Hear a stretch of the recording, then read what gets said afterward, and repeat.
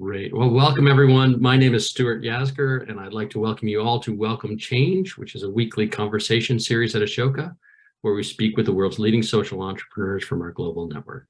Welcome everybody from across the US, North America, and around the world. Today, I'm joined by remarkable Ashoka Fellow Bree Jones for a conversation about development without displacement. I'll introduce Bree in just a moment, but before we do, I'd like to start with just some quick housekeeping. Our plan for today is to have a conversation that will last about 15 or 20 minutes. Then there'll be a period for Q&A. We're very interested in your questions. So if you have questions at any time, there is a Q&A button on the bottom of your screen. Please feel free to enter your questions as the conversation is going on. Now it is with that said, it's my pleasure to kind of welcome Bree. Bree, welcome. Thank you so much for joining us today. Thank you so much, Stuart. I'm so happy to be here. Great. To begin, maybe it'll be help just give a little background on how we know each other. I should say that I was doing work in economic architecture in a partnership we had with the Brookings Institution. We were looking at the devaluation of homes in Black majority neighborhoods, and we looked at innovators all across the country. We looked at over 6,000 organizations across the country, and people kept telling us, you have to learn about this work that's happening at Parity Homes and that Bree Jones is doing. So that, I think, is where we first met. We interviewed you for that to get an understanding of innovations in the space. Then we hosted the Valuing Homes in Black Communities Challenge, which you entered and became a featured innovator from, and it was announced the high-profile event with the White House and Secretary Fudge and Melody Taylor. And now, in this context, I get to welcome you as a new Ashoka Fellow. So welcome, Bree, to Ashoka and becoming an Ashoka Fellow. Thank you. Thank you so much, Stuart. And yeah, I think that speaks a lot to ecosystem building that Ashoka in particular is doing. And, just really speaks to, I think, you as a leader and your ability to really meet people who are doing work on the ground, grassroots leaders and organizations. So thank you for being one of our biggest supporters. Absolutely. It's my kind of honor. As we to get into this work, I know for so many of us, this work is personal. So would you mind sharing a little bit about your own personal story and how you come to this work? Yeah. So I'm from New York originally, born and raised in the Bronx, which is where my mom and dad were raised as well. And then my mom moved us to New Rochelle, New York as a teenager. She wanted me to get an access to a better education. New Rochelle was one of the kind of last places where low to moderate income families could afford to live, but also send their kids to a good school. And so I started my career on Wall Street. I didn't study real estate development, did not think I'd be doing this work, never in a billion years thought I'd be running a nonprofit. But kind of where my life took me is that my hometown began to be gentrified. This was right around the time that I graduated from college. And I was just having kind of an existential crisis where I could see the homes of my best friends at risk and jeopardy of being gentrified and them being displaced. Simultaneously, right around when I graduated college, so this is 2012 and 2013, Trayvon Martin was murdered, which for me was my kind of moment of George Floyd or Freddie Gray. And I took to the streets, I was protesting, I was angry, I was grieving. And I was just kind of having this realization that there was so much going on in the world around me. And I got involved with social justice, grassroots organizations to do advocacy around affordable housing and equitable development and paying living wages. And then simultaneously, I have this career on Wall Street where I'm learning about investments and deal structuring and due diligence and capital raising. So I kind of had a very long, kind of come to Jesus moment where I'm like, hey, universe, is that you talking to me? Telling me that I really probably need to be doing something different with my life and kind of combining my financial expertise and skill set with this fire I had for social justice. And So that's where Parity was born. I was able to acquire one of the last vacant buildings in my hometown and totally gut it, redevelop it, create 3 perpetually affordable rental apartments, so that my neighbors would have a long-term affordable place to live as the neighborhood around them was becoming gentrified. And after I successfully completed that project, which had a lot of blood, sweat, and tears into making it successful, I said, well, can I do this at scale? And specifically to create affordable home ownership and not just rentals. And so that's kind of like my origin story and how Parity got started. Yeah, it's powerful. And I grew up not far from New Rochelle, and I remember seeing firsthand how those changes were happening. Parity, though, doesn't work in New Rochelle. You work in Baltimore. Can you just provide a little context so people can picture what is the Black Butterfly in Baltimore, and what does the neighborhood and the context look like that you're working in today? Yeah. So the Black Butterfly in Baltimore is kind of like actually a term of endearment to describe East and West Baltimore, where if you were to look at a map, East and West Baltimore are kind of like the wings, and then you have what we call the white L, which is this like, it's the center of the city, which is more like higher income, more affluent neighborhoods. You have the downtown and harbor, and then you have like, a series of predominantly white neighborhoods. And if you look at, like, if you understand the history of how Baltimore became this way, and it's not just a Baltimore story, this happened across the country, where there was redlining, which was a federally mandated policy that actually FDR implemented in like post World War II to try to prompt growth in the economy. He simultaneously encouraged the Federal Housing Authority to incentivize creation of homeownership for white families in the suburbs, especially those returning with the GI Bill, so veterans returning from the war. Simultaneously, he required banks to look at the racial makeup of neighborhoods in cities across the country. I believe it was 241 cities that had this practice. And for neighborhoods that were predominantly Black, banks were to essentially mark that those neighborhoods were racially undesirable, and that no mortgages would be insured by the government if they were made in those communities. So that essentially and effectively cut off the flow of financing, mortgage financing into Black communities for Black Americans to own homes. You also see urban renewal happening across the country, where Black homes are being demolished, Black businesses are being demolished, Black churches are being demolished to make way for highways and other public good infrastructure projects. You see block busting, which is a process in which real estate agents try to stoke fear in white communities that Black people are going to be moving into their neighborhoods, so that white folks would sell the homes at very low prices.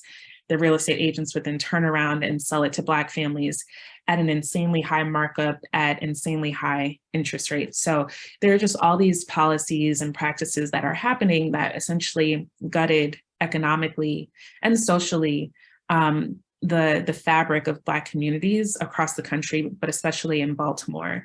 And so East and West Baltimore were historically thriving Black communities, where there was a burgeoning Black middle class that between the 40s to present day was just totally decimated. And so now Baltimore has about 15,000 vacant properties, mostly concentrated in the Black Butterfly.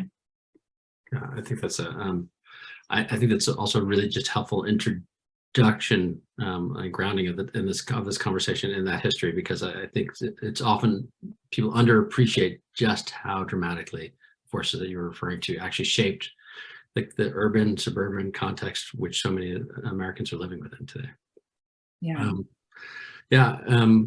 And as a result of a lot of those policies and the consequences of those policies, views of the neighborhoods in the Black Butterfly started to become kind of predominant. And I think part of what's powerful even at the outset of your work, is that you saw opportunities where others didn't, in part because you saw value where others didn't, by looking through this kind of historically informed lens. Can you share a little bit about the value that you saw there? Yeah, so it really stemmed from my experience growing up in New York. I didn't experience this firsthand, but I heard accounts from my mom and dad and grandparents that the Bronx in the 70s, the 60s and 70s looked very much so like Baltimore looks now. So vacant buildings. At the time, you had landlords, setting fires in their buildings so that they could claim insurance. So the Bronx and many other parts of New York, Harlem, Brooklyn, were considered to be, undesirable, and only low to moderate income Black and brown people live there. And, all the same stereotypes and, essentially profiles that you would see in like a Baltimore or Chicago.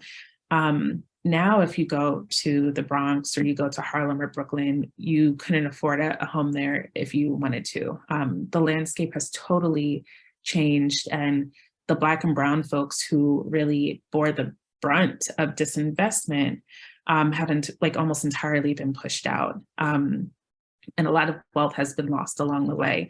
So if we just use, New York, if we use DC or Oakland or even Philly as an example of how cities can, or neighborhoods struggle with disinvestment for decades, and then suddenly, receive all this reinvestment and development that gentrifies and pushes people out, then we know that Baltimore is just like any of those other places. And one, it means that it's inherently valuable, but two, it also means that if we don't act proactively, Baltimore will fall to gentrification and displacement and inequity.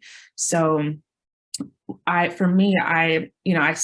see Baltimore as a place of just so many assets, just so much inherent value that simply is suffering from systemic oppression, systemic barriers, but that part can be figured out. And so that's kind of like where parity comes in, to try to lift systemic barriers off of the city, off of West Baltimore in particular, where we're working, so it can heal. But hopefully this time it'll heal for the benefit of the people who were disproportionately impacted. Absolutely. And can you share a little bit about what parity's approach is and how it unlocks? Because, you point, like, there's this, on one hand, it seems like it's an intractable problem, and then you flash forward a few years in a number of these neighborhoods and you get massive gentrification. So parity is, through your approach, trying to build a different pathway forward. Can you share a little bit about how that works? Yeah. So when I, was this like green entrepreneur and developer, just with, bright-eyed with all these big ideals, I said, oh man, like, everyone's going to love this idea. Like, of course, I'll just easily be able to raise capital for this and everything will be great. And so, I started to reach out to investors that I had known from back on Wall Street. Like, here's my idea. Like, can I, have a couple of million to get this going?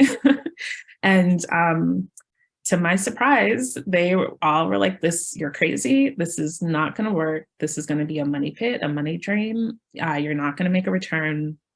And, I was like, well, why? Like, why don't you think this will work? I thought maybe they'd say, well, because the properties are too deteriorated, or, just it's going to be too difficult to reconstruct. And what they said was, it's not going to work because there's no demand for the housing you want to build. So you'll build these homes, but then they'll sit empty because no one in their right mind would want to live in a neighborhood like this. The terms they used were hellhole or war zone. And they basically, I realized that they were looking at these neighborhoods through a deficit lens that definitely, probably had a ton of subconscious bias about the value of Black people, the value of people who lived in those neighborhoods. But again, I saw kind of them talking about my community that I grew up in, and I knew that I valued my community, and I knew so many other people who lived there did as well. So I kind of took that as a personal challenge. And I was like, okay, if you think there's not a market, I'll prove there's a market. So I basically went to anyone that would listen, and I just had tons of conversations with people. And I said, hey, there's this block, there's 20 vacant and abandoned buildings on this block. If we were able to acquire all of them, you could acquire and renovate all of them. You could live in one, your mom could live in the other, your cousin could live up the street, your best friend lives next door. Would you want to live on this block? And even, given the context of the neighborhood it's in, and 99 out of 100 times, or nine out of 10 times, people said, yes, I would absolutely love to live in this home, live in this block, live in this neighborhood. And so before we even owned a property or had raised a single dollar, we had 8 people who said, hey, this is a great idea. We want to be involved. Consider us pre-sold. Within a year, we had 40 people who indicated that, who raised their hand, that said we want to own a parity home. And now we have a wait list of over 400 people who want to buy a parity home. And we're just rapidly trying to build the capacity to serve all these people who have said very strongly that this is something that they want to be a part of. So our model, essentially, what makes us unique is that we lead with the social capital. We basically tap into pre-existing organic social networks, and people just with connections to one another are collectively saying, hey, we want to do this kind of collective home purchasing together. Parity as a developer acquires the properties. Right now we own 30 properties across 3 blocks. We have site control on an additional 40. We renovate the properties. So we just brought on board our director of construction, who has over 40 years of experience, who actually oversees all of the work done by our subcontractors. And then we sell our homes at deeply affordable price points so that we rebuild Black wealth. Another thing about us, and then I'll pause, is that we really focus on anti-displacement, because it's not just about creating new wealth, it's about preserving and maintaining legacy wealth and residents as well. So we do a lot of just housing stability work to make sure that people who might be living between 2 vacants, as we're redeveloping those 2 vacants next to them, they're not going to be inadvertently displaced because we're doing redevelopment. So a lot of that is centered around taxes, believe it or not, property taxes, because that tends to be one of the first displacers of low-income homeowners in communities that we work in. Yeah, and by that you mean dealing with the tax burden that's on the home, so that yes, that people know. Yeah, I mean for those who doubted that there's demand, it's an incredible proof point that there's demand, that what Parity's been able to do in this specific context with no, it's not an advertising budget. It's, this is really grassroots, person to person, saying, okay, yes, we would make this enormous decision to move where we live, and to invest not just financially, but their life in that new location. I think, I think one of the other things that's really powerful in your work is, people talk about housing, there's all this conversation about a financial asset. People have houses because it's wealth building. We talk about it as financial, or a building. But it's where your home is, it's where you live, where you raise your family, all of those things, but it's also where your community is. And part of your social capital model is showing the relevance to all of those aspects of value of a home to the financial equation also, that if people are moving in together, it changes the economics and makes this much more viable. And I know time is going really quickly and there's a lot to talk about. Can you share a little bit about kind of where you are now with your first homes, and what is that starting to look like? Yeah, so we're under construction on our first 3 homes for our first 3 pre-sold home buyers. And, this year I had expected for the homes to be done already. But we, like many other folks in the housing industry, experienced inflation, construction costs due to the pandemic went through the roof. And so there were kind of a couple of false starts that we had on our project. We've kind of finally gotten it under control. both by bringing our director of construction in-house, but also we're just seeing because of interest rates going up, that's actually caused some of the costs to come down and things are stabilizing out a lot more. But that's definitely something that we're going to have to keep our eye on, is like macroeconomic conditions, because housing just really is very susceptible to that. We're kind of launching a long-term project to try to increase the amount of people in the construction trades, because that's also another macroeconomic factor that impacts housing. There's just not enough people doing construction. So what Parity is doing is building out an apprenticeship model where local Baltimoreans can learn the trades, so that we can try to kind of relieve some of this like labor constraint that we're experiencing right now. But yeah, in terms of where we are, I mean, despite those economic challenges and setbacks, I think at this point we are like really poised to take off. In 2023, so next year, our goal is to deliver 20 homes. It's going to be a moonshot. It's going to take every brain cell that I have left, because 90% of them are gone trying to start this company. But yeah, I really do feel like we have what we need. I think we're going to be able to really scale come next year. And then our big ambitious goal by 2028 is to do 200 homes per year. I think we would be the first housing developer in the country, I think, that could do single family infill row homes in distressed communities at scale. Most developers that do the work we're doing can at max do 20 homes per year. That's if you're like really a well-oiled machine. So for us to 10x that, it's really going to take everything we have, but that's our goal. Yeah, it's remarkable. And you said it, but it's worth underlining is that in some ways it couldn't have been a more challenging context to do this within, right? Like home prices are going through the roof. You have all the input costs are going way up, labor costs and the global pandemic, and now the interest rates. So it's a really challenging environment to have done this. Can you just share a little bit about the legacy residence and what maybe, I know that's a bit of a term of art, maybe unpack that for people who are not as familiar with it, and how you're making sure to build in a way that does not contribute to displacement? Yeah, so legacy residence is a term we use to talk about people who have lived in the neighborhood for decades, or even just years before the development happened. So these are, I'll give an example of Miss Josephine, who lives on the block that we are working on. She's in her, I think, mid to late 80s. She's lived in the house that she lives in now since she was 3 years old. Multiple generations of her family have lived in that house, but she's now abutted by 2 vacant properties. She's on, Social Security, and is, retired. She owns her home outright. And that's a really interesting designation, because oftentimes homeowners who own their homes outright, they don't have a mortgage to escrow their taxes for them. And so sometimes they get caught off guard when they get this huge tax bill at the end of the year.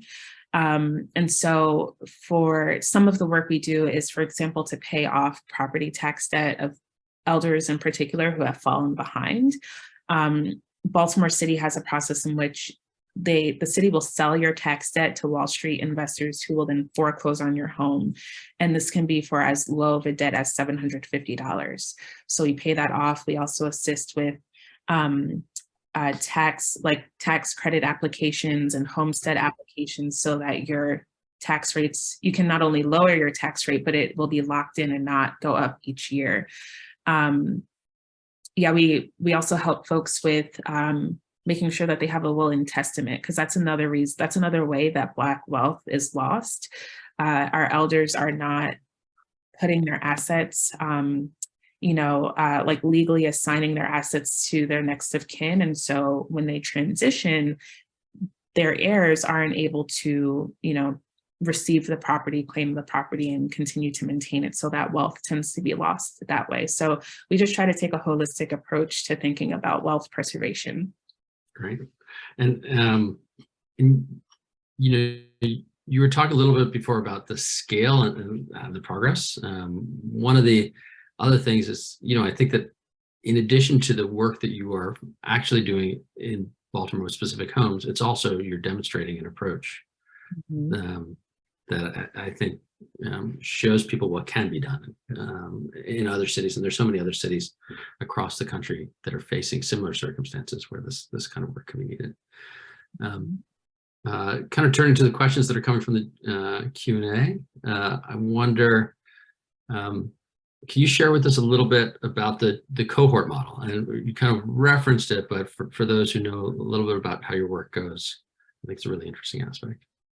Yeah, so about 2 times a year, we open up that wait list of 400 people to become part of our collective, and they essentially go through a cohort. They become a cohort and they go through a 6-month curriculum that we designed that's culturally relevant, where they kind of become financially prepared to purchase a home. So we emphasize savings, we emphasize credit building, just good financial practices, lowering your debt to income ratio.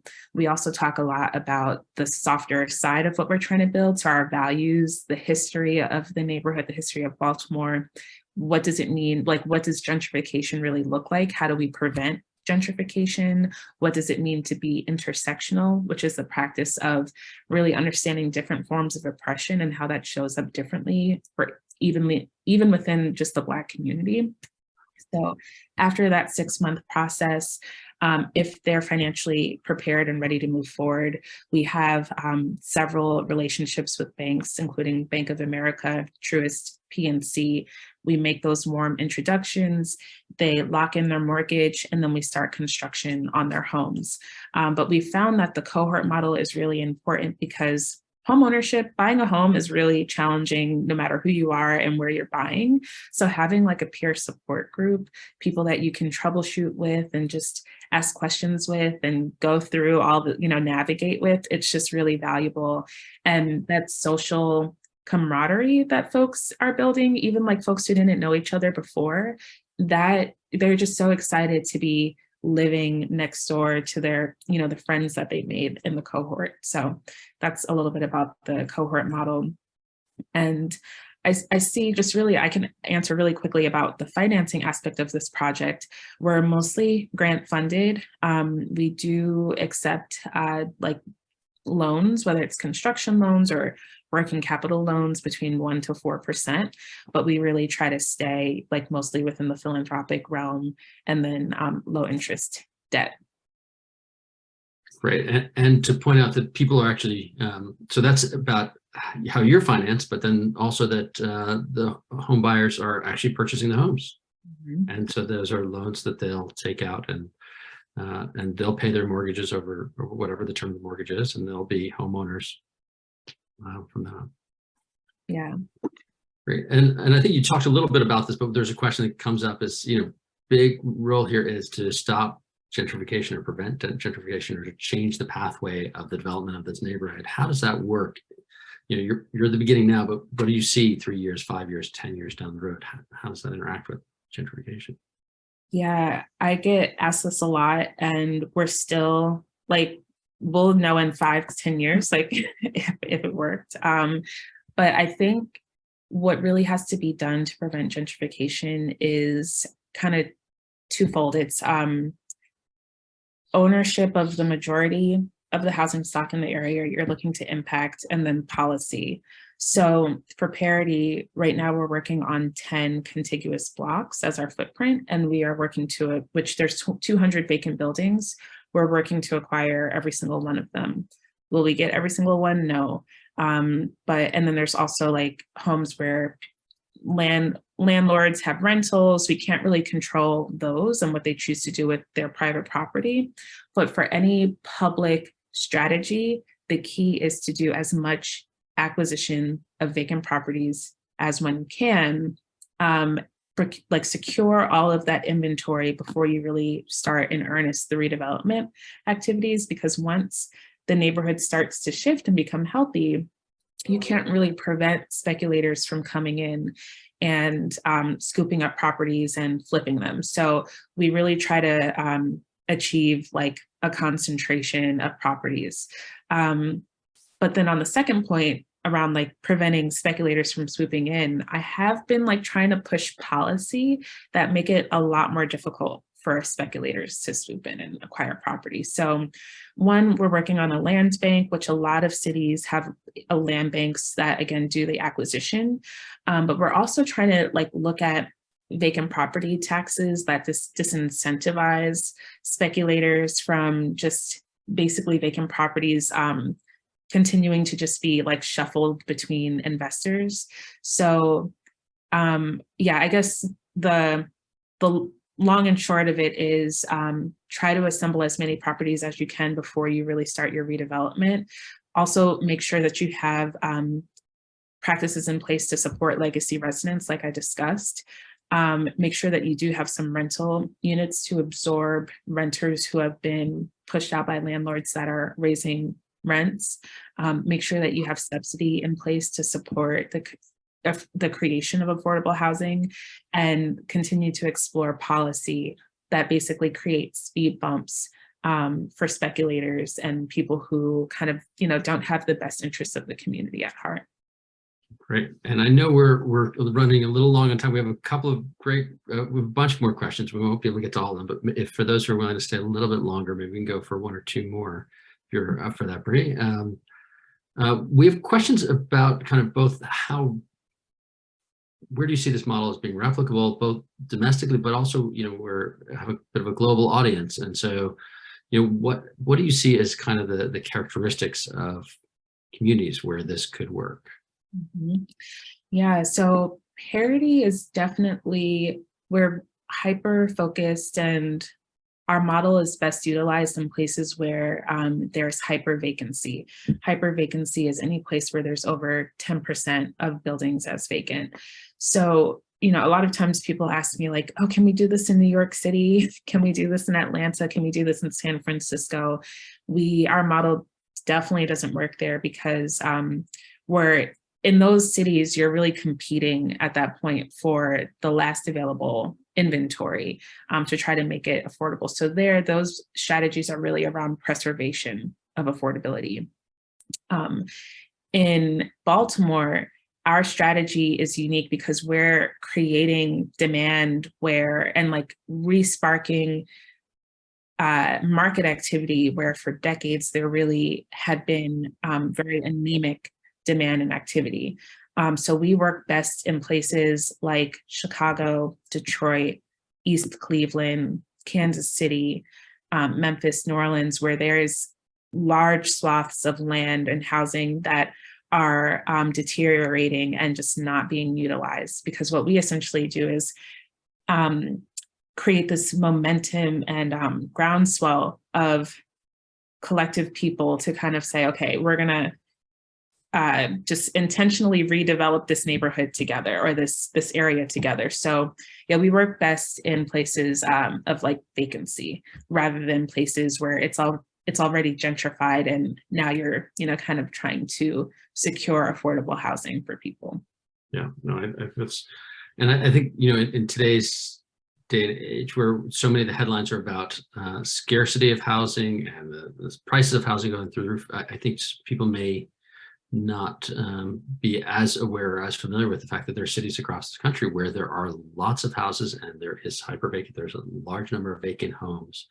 And there's, as an unrealized demand to own those homes and to become homeowners. Just a quick statistic that's super interesting. There's about, some economists, what's the term? I guess. Some economists would say that there's 3 million units of like housing that people are looking for. So a demand of 3 million units across the country. Simultaneously, there's 15 million vacant properties across the country, which means that we have just this glut of inventory that's kind of just like waiting for someone to live in. And that if we just kind of effectively tapped into that inventory, we would quickly and easily meet the demand for housing that we're seeing across the country. That's a astounding statistic. We have this great question. So as Ashoka's learned over and over again, putting young people in charges is a critical design approach. We have a question about kind of how young people are, what role young people are playing in this. Yeah, so one thing that we are working on now is our construction trades apprenticeship program that I mentioned earlier, and we're really focusing on youth. So, not everyone is going to go to college, and we think that the construction trades is a really great, high-paying career that we want more people to explore. So we're doing a lot of work now in schools to get folks into that pipeline. When you enter into our apprenticeship program, if you'd like, you also enter into our homeownership program. So our hope is that, we'll see some of our 20, 21, 22, 23-year-olds eventually buying a parity home because they have this really well-paying career job, construction career. And, they'll have been exposed to others that look like them who are also owning homes, and also, hopefully they'll feel, deep connection to the community because they actually built the homes, that they'll be living in. So, but this makes me think of maybe for our next cohort, how do we make sure that we're encouraging more young people to own homes? That's great. Bree, I know we're over on time, so we should be good. I should be a good steward, and maybe this is the place where we should wrap it up. But Bree, thank you so much for taking the time to speak with us. Thank you everyone for joining us. And if you've been kind of inspired by Bree's work and this conversation, please feel free to share this information with friends, your communities, others. We'll be following up. I believe Ashoka will be following up with a link to this recording. So thank you all for joining us, and Bree, thank you again for taking some time to chat with me today. Thank you. And again, Stuart, just thank you for being such a supporter throughout the years. I really do appreciate it. Absolutely. Absolutely. We'll talk soon. Take care, everybody.